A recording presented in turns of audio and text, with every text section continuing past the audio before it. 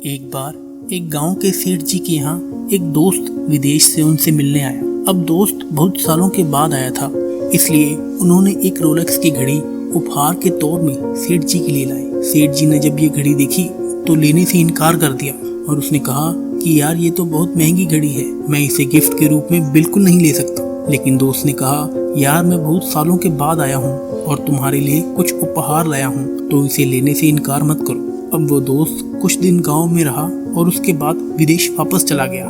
अब सेठ जी बहुत खुश थे और उस घड़ी को डेली यूज किया करते थे। वो उनकी प्रिय घड़ी बन चुकी थी क्योंकि उनके दोस्त ने उन्हें उसे उपहार के रूप में दिया था। ऐसे कई महीने बीत गए, लेकिन एक सुबह जब वो उठे तो उन्हें वो घड़ी कहीं दिखाई नहीं दी। वो थोड़े से परेशान हो गए। इसके बाद वो इधर उधर उसे ढूंढने लगे। उनका घर बड़ा था, इसलिए हर कमरे में जाकर उन्होंने ढूंढना शुरू कर दिया, लेकिन वो घड़ी उन्हें कहीं भी नहीं मिली। अब जब उन्हें वो घड़ी कहीं भी नहीं मिली तो वो बहुत ज्यादा परेशान हो गए। वो हर एक रूम में ढूंढने लगे, हर जगह खोजने लगे कि वो घड़ी आखिर कहाँ चली गई, और थक हार कर वो अपने हॉल में जाकर बैठ गए।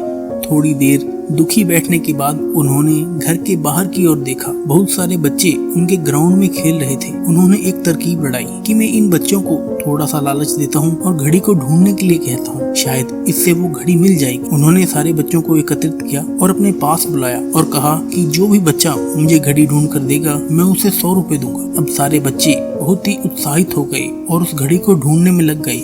बहुत देर हो गई, सारे बच्चे ढूंढते रहे, लेकिन किसी भी बच्चे को वो घड़ी मिली ही नहीं। सारे के सारे बच्चे बहुत थक गए और आकर सेठ जी के पास बैठ गए और कहने लगे कि हमको तो घड़ी कहीं भी नहीं मिली। हो सकता है किसी ने चुरा ली हो या फिर वो घड़ी घर में हो ही ना।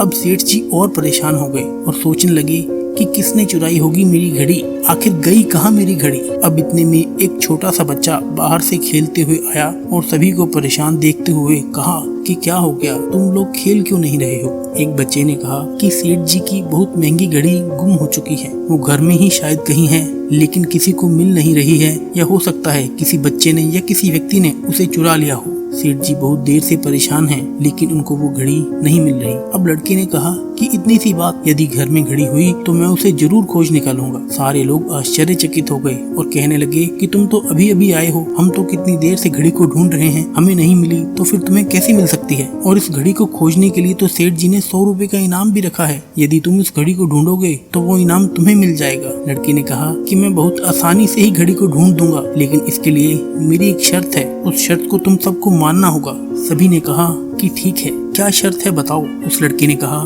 कि जब मैं घड़ी को ढूंढने के लिए जाऊंगा तो तुम सभी को घर से बाहर चुपचाप बैठना होगा, किसी को भी कोई मस्ती नहीं करनी, किसी को कोई बात नहीं करनी, जब तक कि मैं उस घड़ी को ढूंढ कर ना ले आऊं। अब सब ने उस शर्त को मान लिया और सारे लोग घर से बाहर चले गए और चुपचाप बैठ गए। वो बच्चा अंदर गया और थोड़ी देर के बाद ही वो अपने हाथों में उस घड़ी को लेकर आ गया।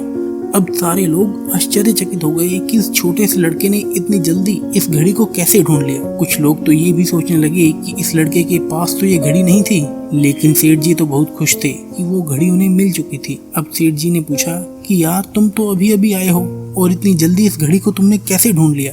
उस लड़के ने कहा कि मैंने घड़ी को बिल्कुल भी नहीं ढूंढा। तो सारे लोग पूछने लगे कि फिर ये घड़ी तुम्हें मिली कैसे। तब उस लड़के ने एक बात कही जो आपके लिए भी बहुत जरूरी है। उस लड़के ने कहा कि सबसे पहले मैंने आप सभी को घर से बाहर शांति से बैठने के लिए कहा, और फिर उसके बाद मैं हर एक कमरे में गया, और जब पूरे के पूरे कमरे शांत थे उसके बाद में घड़ी की टिक टिक की आवाज पर ध्यान लगाने लगा।